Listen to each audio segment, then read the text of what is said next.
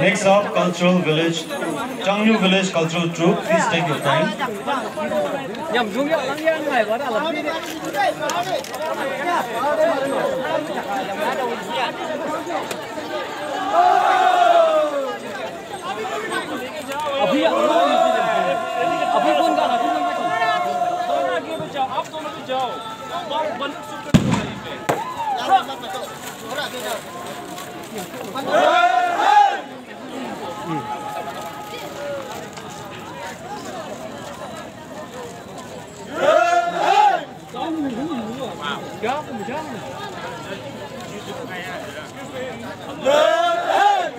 Chú aja. Jangan apa.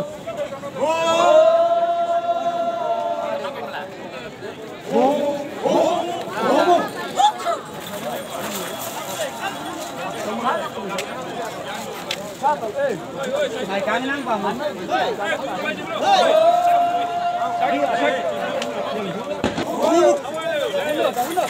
Dùng lấy rồi.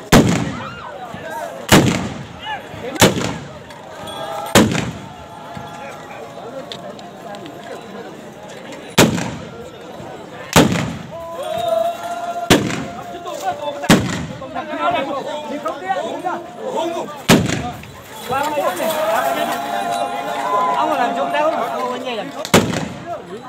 Đi ra được chưa?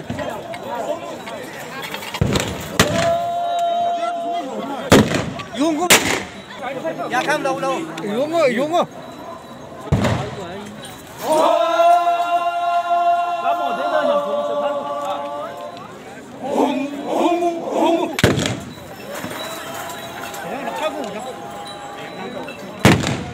While the cultural troops prepare for the performance, in order to make the best use of time, I, on behalf of the Konyak Union, would also like to read out the name of the remaining invitees that would like to give a token of love. But due to the time constraint, we will be handing over the presentation to you after the program only. So thank you for your kind understanding. Here are the list. Sri Vizoto Hippo, OEC Security to Chief Minister, Government of Nagaland. Next, Sri Kinelo Apon, Commissioner, Department of Underdeveloped Areas.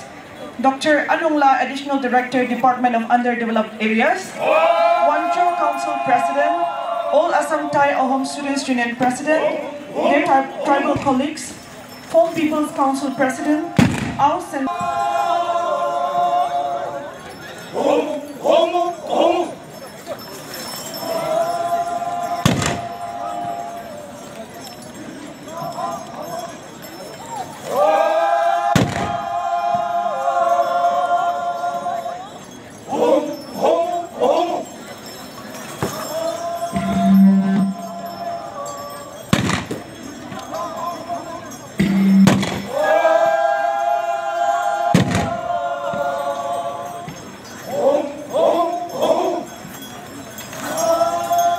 I would like to announce contributions, donations received from our esteemed members here.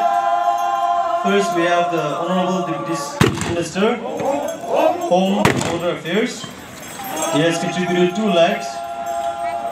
Next, we have Sri K.G. Kini, Honorable Minister for Power and Parliamentary Affairs. He has contributed a sum of rupees 1 lakh. Next, we have Srimati Salutuno, Honorable Minister, Women Resource Department and Horticulture. She has contributed a sum of rupees 1 lakh. And Sri I'd like to announce the winners under different categories. Morong, first position goes to 55 AC, Tobu. Morong, second position goes to 43 AC, Wakching. 1 lakh. Congratulations to all the winners.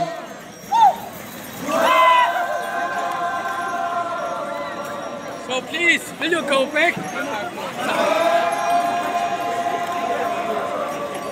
Changyu Village, Samamse, Samamse, Ipakinang Bukayman.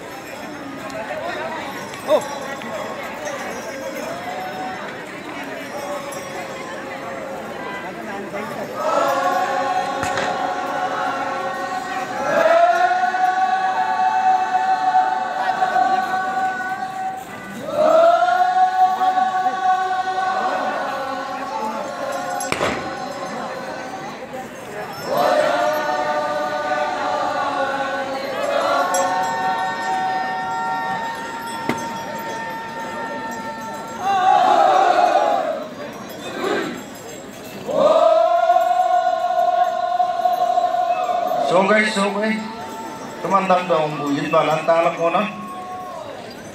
May naman itaw tingnan mamsay.